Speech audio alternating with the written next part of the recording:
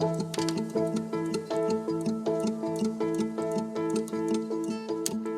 to the Governance Podcast at the Centre for the Study of Governance and Society at King's College London. My name is Humeira Iqtidar, and I'm a reader in politics here at the Department of Political Economy. And joining me today is my colleague Paul Sagar. He's a lecturer in political theory, also here in the Department of Political Economy. Today we're doing basically a discussion of Francis Fukuyama's latest book, Identity, The Demand for Dignity and the Politics of Resentment. The book was published in 2018. We have both now read it, and we're ready to discuss it. So we'll start actually... Paul has been, I know you've been a long time Fukuyama watcher. So shall we just start with you kind of laying out his argument and where you see this book in his larger kind of oeuvre, so to speak? So I think what's interesting about Fukuyama is he has a very bad public reputation. He is known as that crazy guy who wrote The End of History and supposedly claimed that history had come to an end with the fall of the Berlin Wall and that liberal capitalist democracy was perfect and that couldn't be improved upon, and history was therefore at an end. And he was lampooned for this, and indeed is often still lampooned for this view. And it's quite unfortunate because it's not what he thought, and it's not what he argued. Interestingly, I went back and actually read The End of History about 3 or 4 years ago and realised that it's a much, much more interesting, much more intellectually sophisticated, and although personally I didn't agree with the argument, not a stupid argument by any means. It has a certain persuasiveness, and I wrote a short essay for the website Aeon where I defended it 25 years later. So I think the Identity book here is actually a continuation of themes that Fukuyama has been thinking about for a long time. Right. So for those who aren't familiar with the argument of the end of history, it's probably worth just briefly recapping what Fukuyama actually said there. So when he said history would come to an end, he was using history in a very technical sense, drawing on a tradition from the German philosopher Hegel, which of course was picked up in other ways by Karl Marx, with the idea that history in this context is not what we normally mean by history, causal events happening in sequence and sports matches and wars and politics is normal. What he meant, what Fukuyama meant, was in this Hegelian tradition, history with a capital H, the idea that there is a logical progression to human societies that improve over time. Hegel thought this was because of the abstract structure of the metaphysical universe, and an argument that I personally have never been able to understand, but people who do understand it have explained it to me. Marx thought it was because of the inherent productive forces driving history in the economic fabric of reality meant that this was steady improvement, which would eventually, in Marx's view, lead to communism. Fukuyama replaced those views with an idea about science and Enlightenment and scientific method being a motor of history. And so he dropped the metaphysics associated with Hegel and Marx, but what he suggested is that basically science would prove that there were better and worse ways to organise societies, and that liberal capitalist democracy was probably the best we were going to get. Now, he didn't think it was perfect by any means. He didn't think it would solve all the world's problems. He thought there would still be many problems, but he thought this was probably as good as we could do. Again, right. Actually, so I think Hegel's influence really you can see in his previous work more in terms of kind of a teleological thrust to history. And the metaphysics in Hegel, I really understand it to mean really a kind of a battle of ideas. Yes. And Fukuyama takes that on. Yes. So his argument there is more that if we are thinking about ideas that will triumph, then liberal democracy is the best idea. Exactly. And we will have variations on it. We have had contestations of it in the past. But what we have right now is this is the best idea out there, and all we now, in a sense, have to do is to wait for it to work itself out. Indeed. And to that extent, I think the criticism that he received was justified. I agree with you that the book was more sophisticated than many critics have accepted it to be, but nevertheless there is relying on Hegel led him down a particular path which actually ties him to a teleological reading of history, which is problematic. So I absolutely agree with that.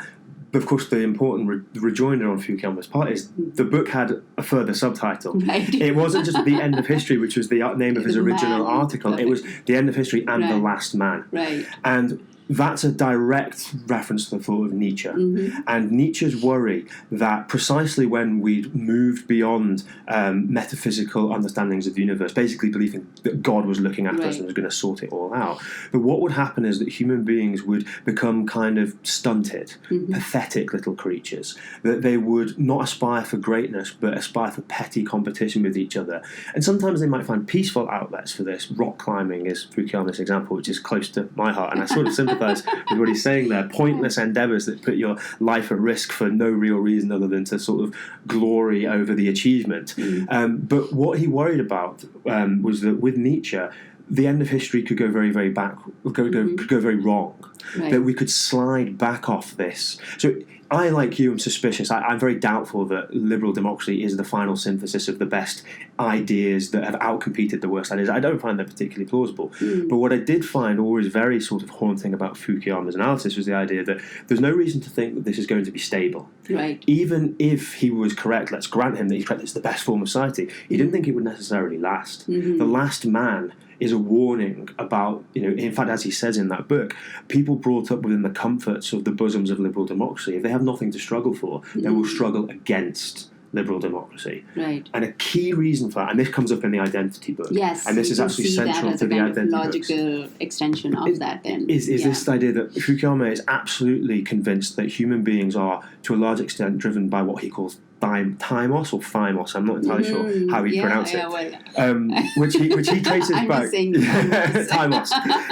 By which he means the desire for recognition. Right. And again, this is partly he's getting this from Hegel, but he's also getting it from Jean-Jacques Rousseau, from Thomas Hobbes, and indeed he traces it all the way back to Plato. Yeah. And a key part of Fukuyama's moral psychology, if you like, and it's there in The End of History and The Last Man, it's there in the Identity book, and it's also there in his big books on the origins of political order, which are actually very, very good books. And it's the idea that human beings need recognition from other people. And what does he mean by recognition? He means being thought well of in the eyes of peers, having status. Many people can get along with equal status, but some people want more than equal status, what he calls megalotymos or megalothemo. I'm never quite sure how he wants to pronounce it because he made that word up. But it's this idea that people need to compete for status. And so that, in particular, economic explanations, the idea that we all just do stuff for profit or we're all just interested in maximising our utility, Fukuyama thinks, and I agree with him here, are hopeless as explanations of human psychology. Well, I think he's saying they go so far, but then yes, go no further. That's probably that's a fairer way to put it. Yes,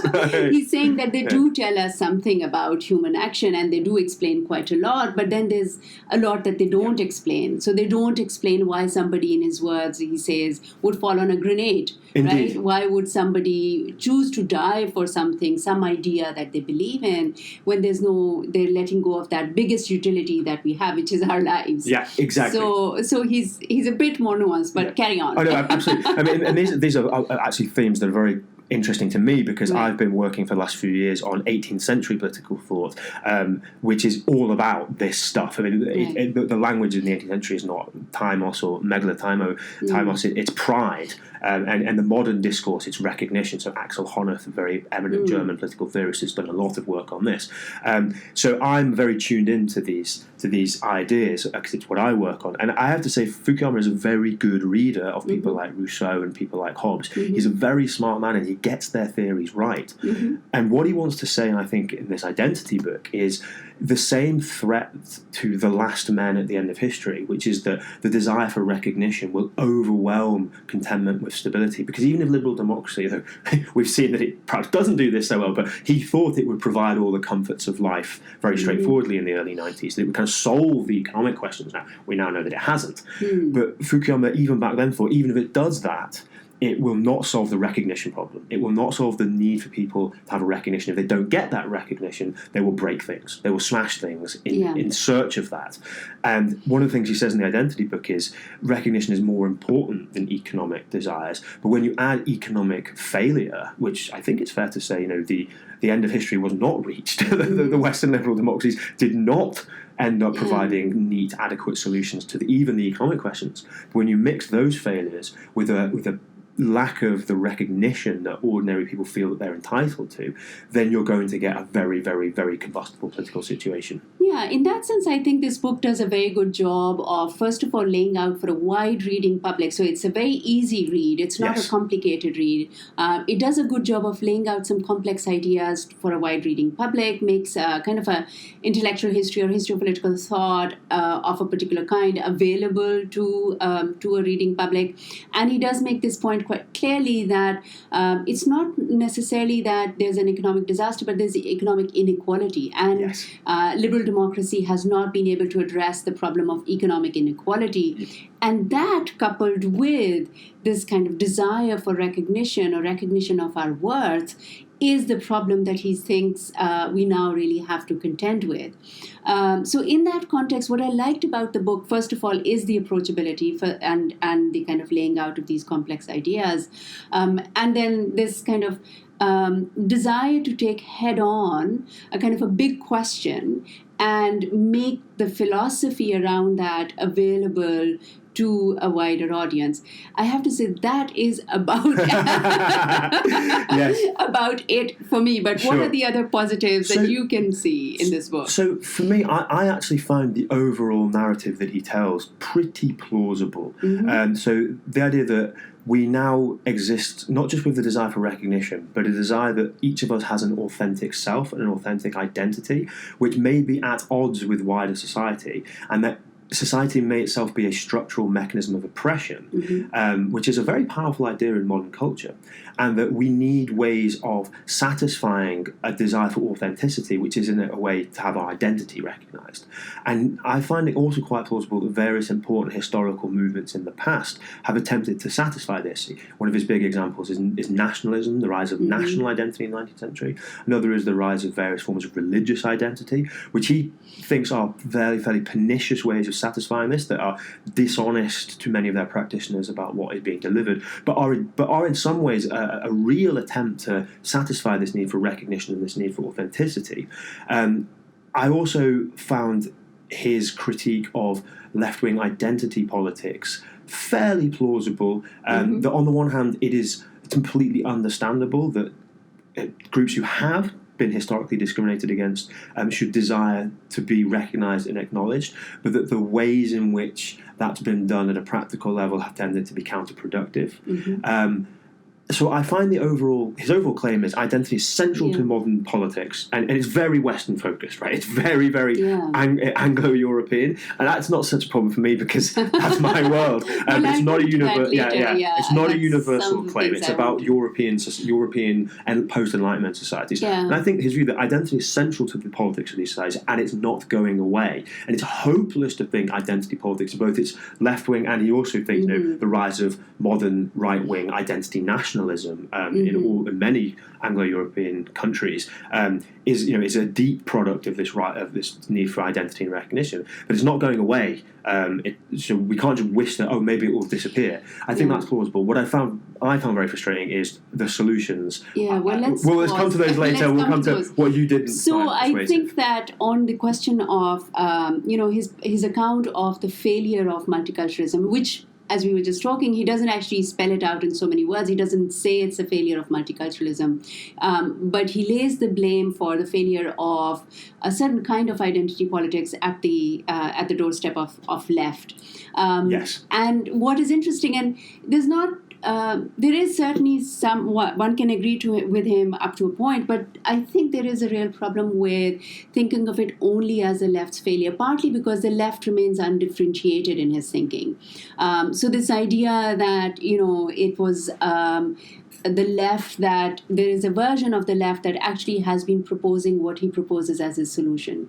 There's a version of the left that has been saying that national identity should not be racial, should not be ethnic, should be based on certain values. You can call that a Republican left, or you can call that a socialist left, but there's a version of the left that actually has been calling for precisely the solution that he says he puts forward, and has been critical of this individualization of identity, right? So there's a critique within the left, for instance, among left feminists, of neoliberal feminism, what they call neoliberal feminism, within which the individual individuals' capacity to success and individual successful people are the emblem of identity of gender politics.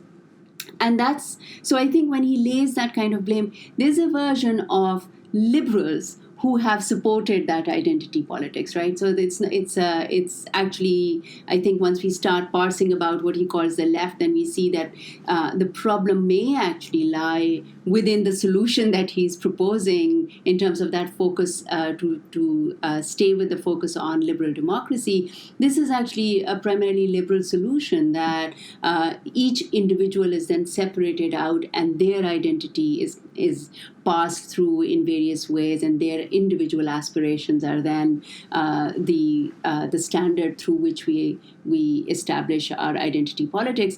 That I think is disingenuous on his part. He's actually framing the left in a particular way that I understand that actually within the American politics, what he's talking about are left liberals, but it is not necessarily the left that we would recognize, say, in Europe. It's not necessarily the left that we would recognize in France. It's not the left we would recognize in Germany, and obviously there are elements of that we wouldn't recognize in Britain either. So that's one. Actually, you want to get in on that because I actually agree with that. I actually think there's also a big lacuna in this book, and I don't know if it's Fukuyama's deliberately left it out or he just doesn't see it this way. But I actually think that a huge missing part of the story is, I hate using this term, but the rise of neoliberalism. Mm-hmm. That what's often labelled left-wing identity politics is much, much more indebted to the intellectual victories of the right mm-hmm. than is often acknowledged. What I mean by that is the rise of a view of the world where everything is about individual choice. Every individual is a sovereign consumer who just floats through the world unencumbered by structures, making market choices. And therefore, you can be whatever you want to be. Mm-hmm. And there's a discourse around, and I find this very ironic that many of our students who themselves profess to be on the left, I often find are so much more substantially neoliberal than they realise, because they're not interested in structure, they're not interested in the traps imposed by economic conditions, they're not interested in the idea that certain things are constrained and far beyond your powerful forces, that are far beyond your control. They view themselves as almost detached sovereign agents who can just flit between one identity to another as a matter of choice.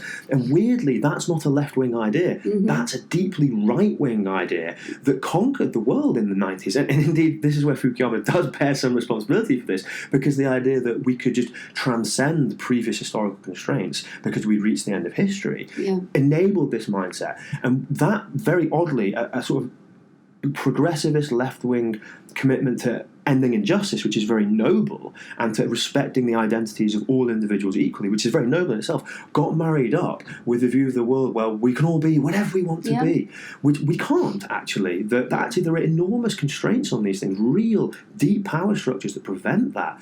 And actually, so the rise of identity as a combustible, combative people saying, well, I assert my identity simply in the face of yours, and I just want you to acknowledge me, without thinking about the wider embeddedness of these things, both on the left and the right. That is actually a deep product of the major economic and social shifts that happened in the 90s and 2000s. Absolutely. And I think, neoliberalism, the way I understand it, and I've written about it in one particular article, especially, I've fleshed it out. I think the problem, it's a problematic term, but it is useful because what it helps us do is to think about that version of liberalism, which cuts away from the dominant thrust. The dominant thrust in liberalism is this kind of tension between freedom and equality, and neoliberalism really moves much more strongly towards freedom. One particular understanding of freedom. Understanding of freedom entirely unburdened by a relationship to equality, right? So, and therefore to the economy and the state. To any of these other things, it just becomes this abstract idea. Absolutely. You can do whatever you want. And then that kind of individual consumer / citizen, or citizen as consumer, then that's the kind of identity politics that is really playing out, particularly in the US. And he gives us the example of university campuses, etc.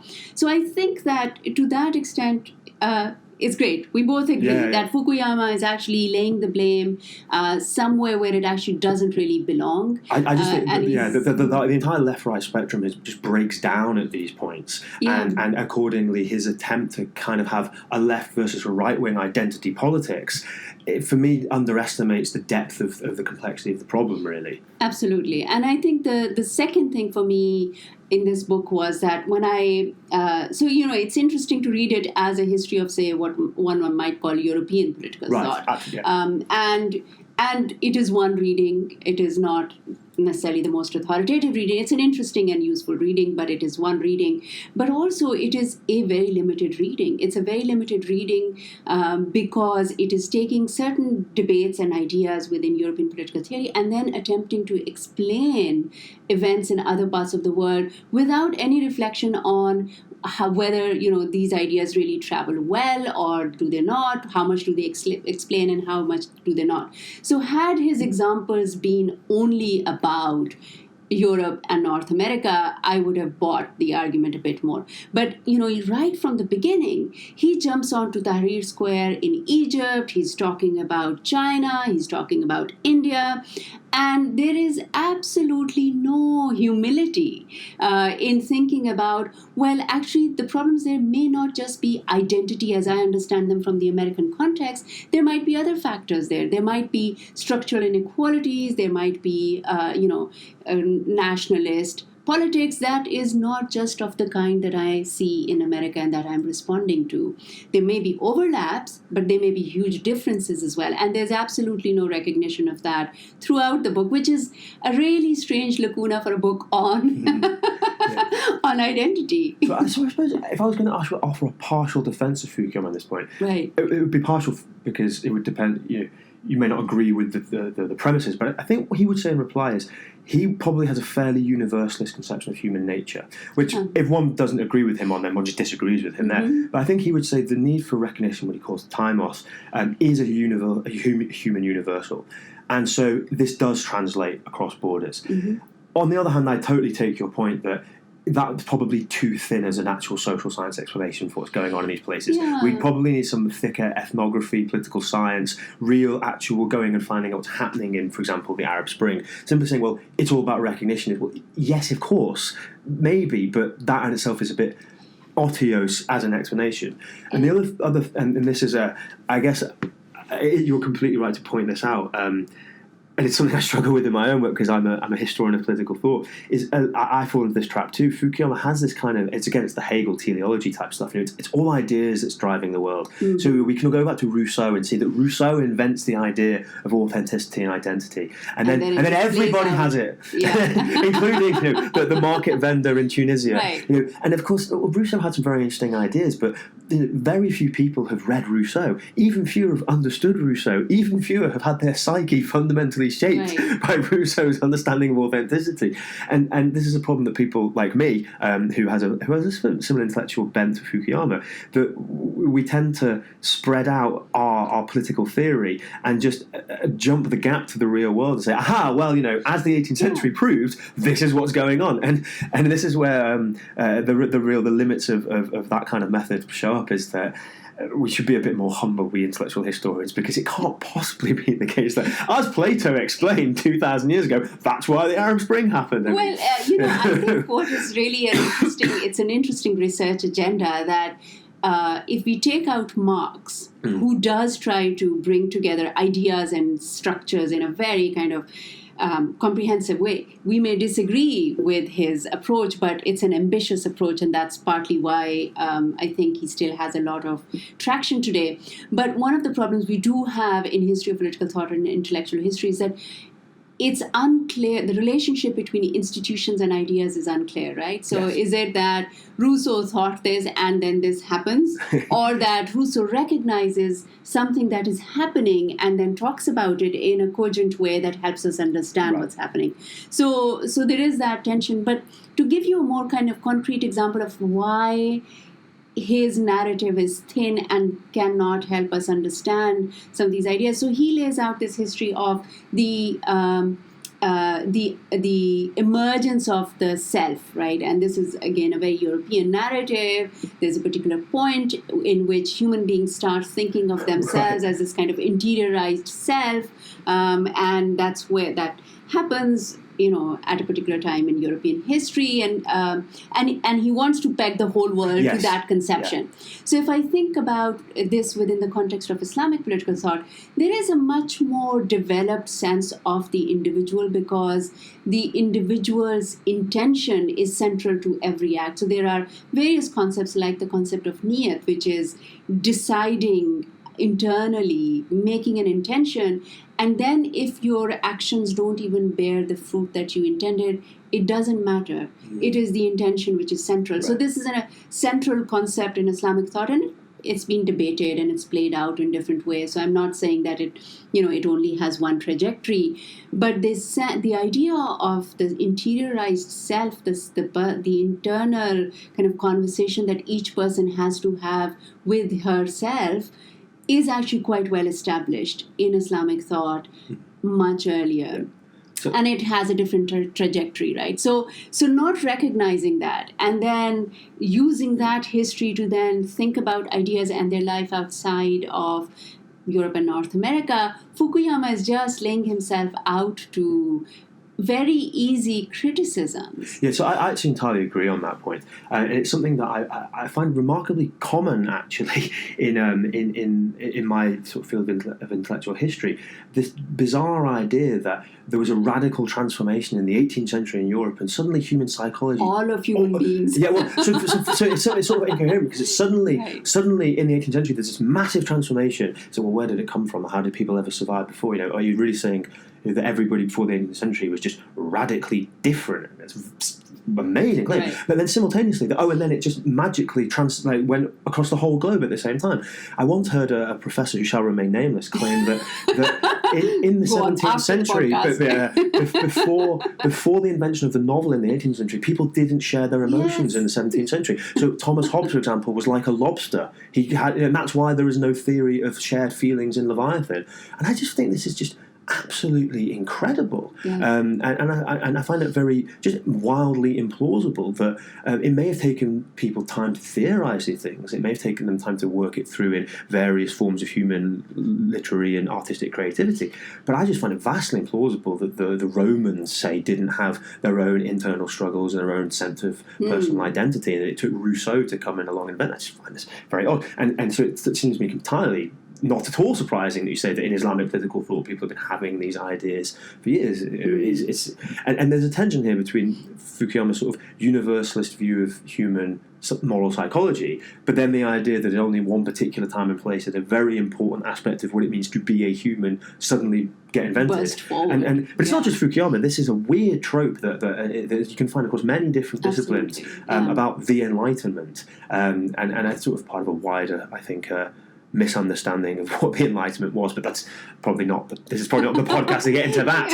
I'm very sympathetic. To me, that is a very interesting point, because, of course, there is now quite a lot of historical research that is looking at the fact that the Enlightenment was not that kind of a break, and also we have at least some people coming forward and thinking through the kinds of ideas that Enlightenment thinkers put forward as actually expressing a desire rather than actual reality, right? So when we think about the question of religion, for instance, the idea that everybody was religious and equally religious, and yet we have these medieval accounts of not just lay persons, but monks behaving badly. Oh, very much so, Popes getting married and popes having illegitimate children. So this idea that, the medieval ages were just pervaded with this blind religiosity, and then we have the light of enlightenment bursting forward and illuminating truth. There is, obviously, we now have to kind of work through that within Europe as well. So I think the question is not just of outside of Europe, but also within Europe, that history the entire narrative that the Enlightenment was some kind of rejection of religion is just deeply, deeply implausible. I mean, this is my personal field. So, if you take almost all of the major Enlightenment figures, very many of them were pious Christians. Rousseau was a strange sort of Christian. Yeah. And trying to reconcile their ideas with their Christianity. Pietist Protestant. Yeah. David Hume was definitely a kind of atheist. Adam Smith, maybe his religious views are very unclear. Someone like Edmund Burke, complete Christian to the core. The mainstream of European thought in the 18th century is religious. Almost everybody is religious. The falling away of religion in Europe is, if anything, a 20th century phenomenon. Absolutely, a much later phenomenon than indeed. we imagined. And the harking back to it's an Enlightenment pedigree. The very aggressive atheists we see today, it's a false history. They're supporting Enlightenment values. That atheism is an Enlightenment value. It's just a complete misnomer and a massive oversimplification of a complex period. Yeah. But yes. So not bringing that in, I think Fukuyama does some injustice to his own arguments. But actually, this is probably a good point to also then move on to the solutions. Yes. And why we think his solutions are problematic. So why do you think his solutions are let me just recap what those solutions are. One is a sort of noble aspiration that we need to reunite identities around a common bond. In particular, he thinks the only locus for that will be the nation state in some way. But for obvious and very understandable and good reasons, he doesn't want that to be a sort of blood and soil nationalism. He doesn't want that to be the ethno-nationalism that's emerged on the right, because, well, we know from history just how dangerous that is, and nobody in their right mind should be supporting that kind of politics. So on the one hand, he wants to reject that, but he wants to say that there can be a good kind of patriotism that's organised around civic values, that's organised around, say, shared political commitments to a constitution, to a certain way of order, to what he views as basically liberal democracy. And this is where, and you mentioned this before, and I think you're absolutely right, he never says it out loud, but what he is kind of saying is that multiculturalism has failed, and that different people, immigrants in particular, need to accept the native... Now, he does values, whether they're the moral and political values, they need to get on board, they need to integrate, and therefore people need to have a shared identity which they can group together through. I find this problematic in all kinds of ways. One, I just don't see what the mechanism is, even if, I'm not even sure I agree that it's true, but even if it were true, I was like, how? How do you force people to integrate? I'm half French, and I've seen the enormous difficulties of I have an uncle who says things like, the problem with the Muslims is they won't integrate. And I say, well, partly that's because people like you are so hostile, so of course they retreat back into their own enclave of... Sorry, I'm being a bit mean to his view there. He's not... I've made it come across as... Yeah, he may actually listen to this podcast. Yeah, that's what I'm worrying about. But it's more a sort of sense of... And the state with its policy of, you cannot wear the headscarf in schools, you cannot display religious emblems, but they don't really mean Catholics, they mean Muslims. And the heavy-handed insistence on integration has not worked. So on the one hand, Fukuyama says, multiculturalism has failed. Well, look at a state like France, which has basically attempted to reject Canadian, American, British attempts at multiculturalism and said, no, you must integrate.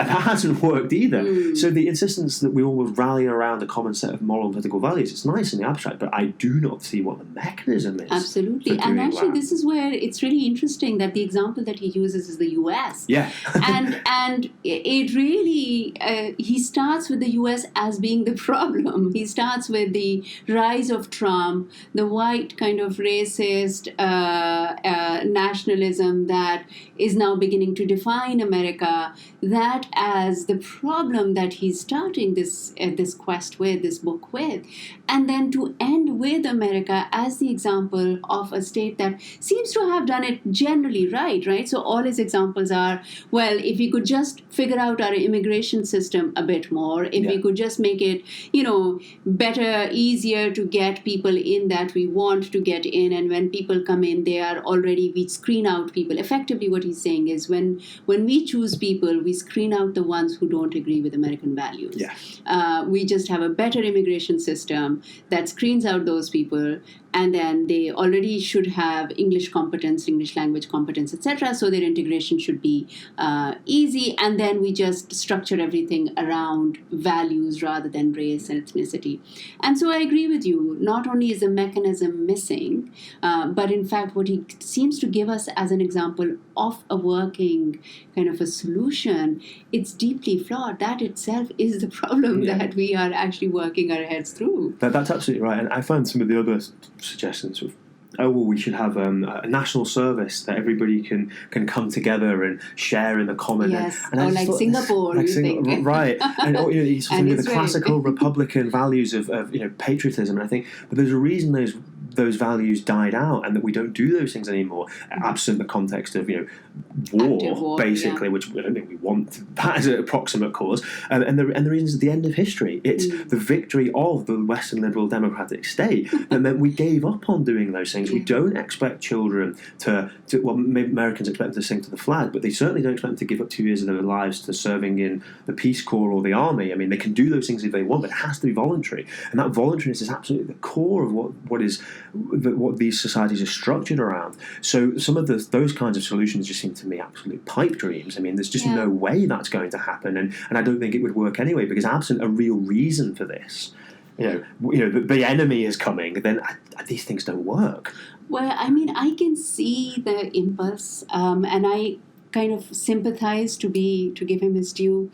America has been at war. America has been continuously at war for now almost 20 years. Actually, 20 years. 100 years in some metrics. Yes, but active war, where they have been sending soldiers. And you may remember that both with the Afghanistan and the Iraq war, actually the vast majority of soldiers were African American, Hispanics, and in fact there was a scheme that you may remember of giving citizenship to Hispanic youth who signed up to fight in those wars. So to Fukuyama's defense, he may be saying, well, he doesn't say it, which is why we have to kind of pull it out. It is like pulling teeth, but he doesn't say it, but it is the case that America has been at war. It is the case that part of the inequality that people have experienced are white working class young men, Hispanic men, African American men going off to fight these wars, and the people who are making those decisions about those wars are not implicated. Their children don't have to go, they don't have to serve in Iraq, they don't have to serve in Afghanistan. So to that extent, a national service is an egalitarian idea within that particular context. To first of all propose it as a universal solution is deeply problematic. And to second of all, to propose it without putting it in this context, without making explicit what is the inequality that it will address, I think, again, he's doing himself a disservice. I think I entirely agree with that. And that's something that's really quite striking in its absence, is he does mention occasionally the real decline of the white working class and the people in rural America and the opioid crisis. And this is, I think you're completely right, very heavily linked to these incredibly long-lasting wars that have bubbled away but have decimated some parts of American society, whilst others, the chicken hawks, as they're probably called, people like Donald Trump, who of course was a draft dodger, but is all about banging the table when he feels like he'll talk let's about attack Iran now. Iran, very back and forth foreign policy, but this culture of Republican and Democrat top-level politicians who've perpetrated these wars for 2 decades, but of course their class has not suffered any of the consequences of this. And that area of identity and a sense of American betrayal doesn't seem to get as much of a look in. And again, it's very odd how you could point to America as a society of some way successful integration when you still have the persistence of these enormous racial divides, which cut across the left-right spectrum in all kinds of complex ways. And another thing that what you said reminded me of is it's always difficult to keep perspective in the modern moment. There's many things that are wrong in our politics at the moment. There's all kinds of reasons to be deeply worried about the future trajectory of the world. The climate crisis, the instability of the Middle East are just 2 obvious ones right now. But I do always wonder if we need to keep things in perspective. The identity crisis that elected Donald Trump, who I think at least we certainly agree, is deeply unfit to be president, is bad, and there are all kinds of things to be worried about. But if you think about the state of America in the 1950s and 60s for example, blacks in the South, or people who had no means to economic subsistence and security, the situation of many women at this time. America was an appalling place for these people in the 1960s, and it's still, in many ways, not a good place for some members of these demographics. But we must, I think, resist the idea, and I don't think Fukuyama necessarily falls into this, but he could have done a bit more to make sure he doesn't fall into it, that we're in terminal decline and the end is nigh. That the identity politics of today isn't going away, as he says, but we should also remember that it has brought a lot of progress, that there have been improvements, and we can lose those, we can slide back down. But there is a sense in which I feel that by fixating on a particularly idealised version of America, he paradoxically both underestimates and overestimates how bad things can be. But that's not just him. I think this is a symptom of how complicated the problem is that we all are trying to wrestle with, and just how many things are in play and how difficult it is. So I was more well predisposed to the book than you were overall, which is strange because we seem to actually agree on a lot of what we find frustrating about it. So have you changed your mind now? I don't think I've changed. Have you shifted across the spectrum a bit? In a way, I guess possibly, you've helped me bring into focus some of the things that were in my subconscious about what I was dissatisfied with it. But those don't, for me, outweigh the value of... I think it was worth him writing it. Right. I was worried that it was going to be a polemic against a left-wing identity politics on the American university campuses, which so much of what's written about identity is. And it's not that. It has things to say about that, but it's not bogged down in that. It tries to talk about something bigger. It tries to talk about things that I think are real, and it does them in a way which has a light touch, but deals with serious ideas. It's flawed, but it's a short book. I haven't written a book which is unflawed. I'm not sure anybody has.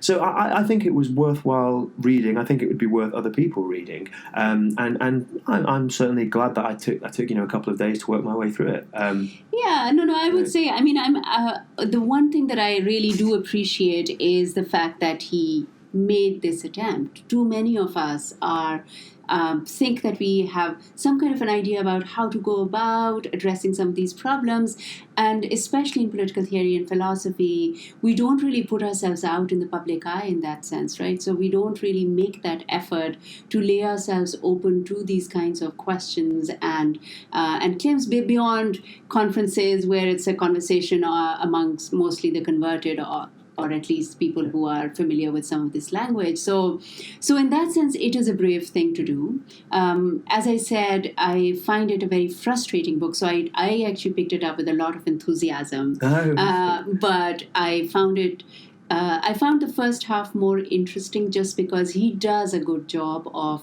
bringing to focus some deep-running ideas and their implications within Europe and North America. But I found the second half quite frustrating. Yeah, I wonder also if I often feel, even just in the reified ivory tower of the academy, but when I venture into doing some more public-facing stuff as well, there is always this pressure. You do the diagnosis, and then you have to provide a solution. Every book's final chapter has it, and here's how you fix it. And of course, he's done that, and that's probably partly a demand of the publishers, and partly because he has some ideas.